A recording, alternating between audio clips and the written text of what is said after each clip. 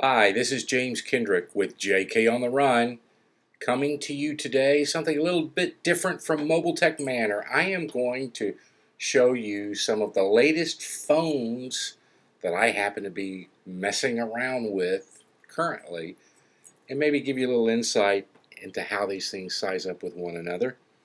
We're going to take very quick look. This is going to be like a 5-minute video.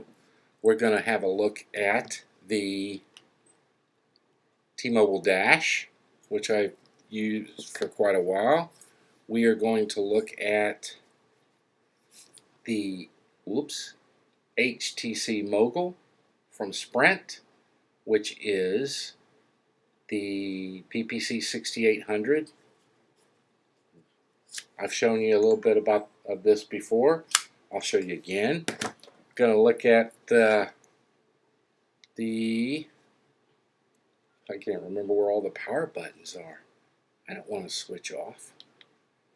We're going to look at the Nokia N95 with its cool Carl Zeiss optics. And, of course, my latest acquisition, I've got to turn it back on. I've got the keypad locked. I think I've got the keypad locked. Oh, sorry. The ROM BlackBerry 8830 from Verizon World Edition. This is the dual network phone. Was the star of the last video that I did. So we've got all these smartphones here, and so they all have strengths and weaknesses. They do some things better than others. Let's kind of stack these up here. I'm going to try to figure out how to do this without dropping them. You can see how thick these things are comparatively speaking. Here we got, from the top to bottom, we've got the Nokia N95, the HTC Mogul, the ROM BlackBerry 8830, and the T-Mobile Dash. As you can see, they're all relatively the same size. Here's these two. Oh, I turned the camera on this one. Uh-oh. Let's see if I can get out of the camera app. Oh yeah, that's a touchscreen. See, some of these are touchscreens, some of them aren't. I've got to remember which one's which there too. Let's start with the N95 just real quickly, because this is a really cool phone. What sets this phone apart from all the rest is this 5 megapixel Carl Zeiss optic equipped camera. This is one of the best, no, this is the best camera I've ever seen on any phone. It's as good as my Canon, my Casio camera here. It doesn't have quite as big a zoom, optical zoom, but this camera is phenomenal, and it is just great with these optics here.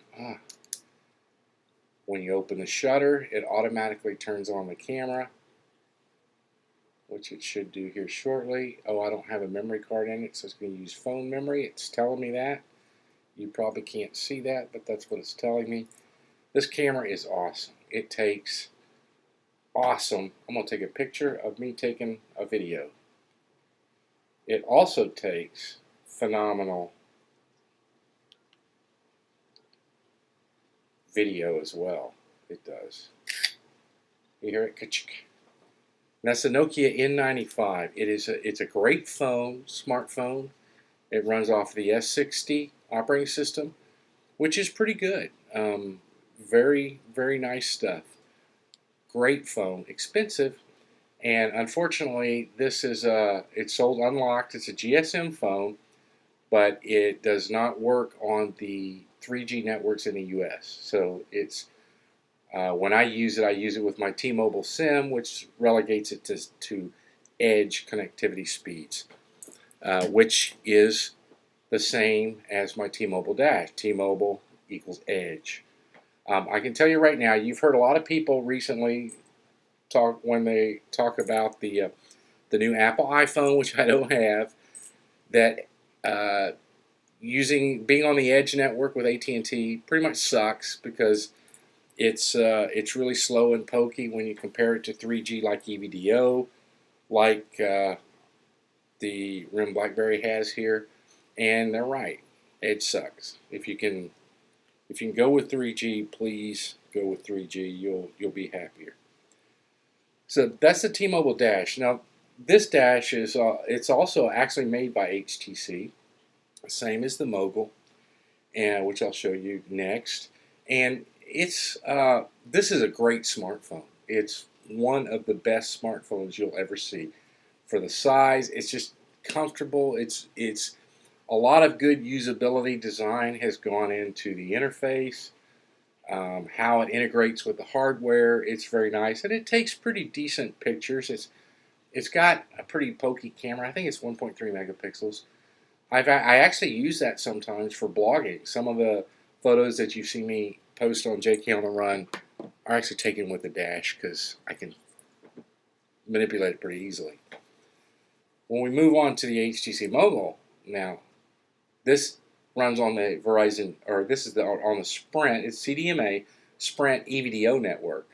As it's shipping right now, it's Rev 0, the original revision for EVDO, which means it's not as fast as the new Rev A, but both HTC and Sprint have said that they will be offering a software, which will be a firmware upgrade, which will enable the EVDO Rev A capabilities, which the hardware already supports. So that's pretty cool.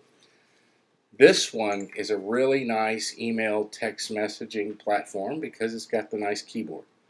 I've already shown this on another video, so I'm not going to really get into that. You know, it's the screen switch, auto switch from portrait to landscape when I open up the keyboard. Very nice phone. It's got a 2 megapixel camera on the back here. This is a nice phone. It really is. In fact, I will say, even though I just recently got the RIM BlackBerry on Verizon, I have to admit I probably had the Mogul been available on the Verizon network, I probably would have gotten it for the Rev A EVDO when it's available.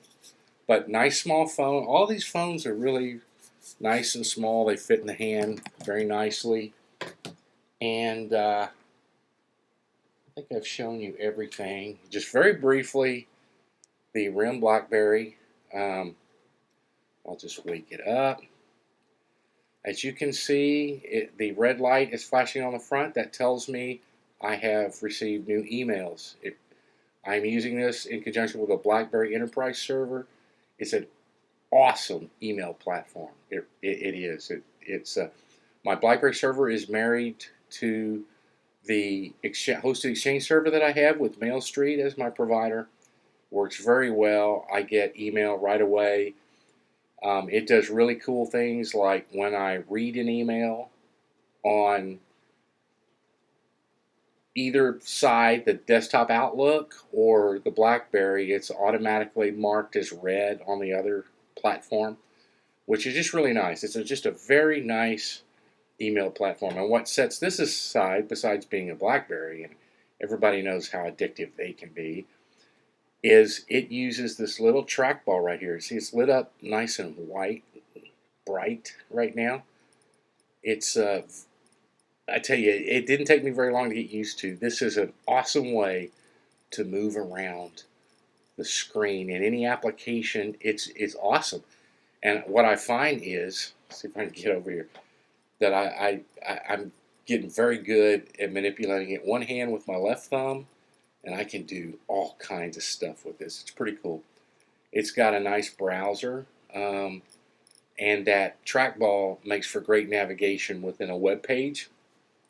And I also have installed the Opera Mini, Opera Mini Beta, or is it Opera Mobile? I can't remember. Opera Mini 4 Beta, it tells me right there. And it works very well. And it's a great phone.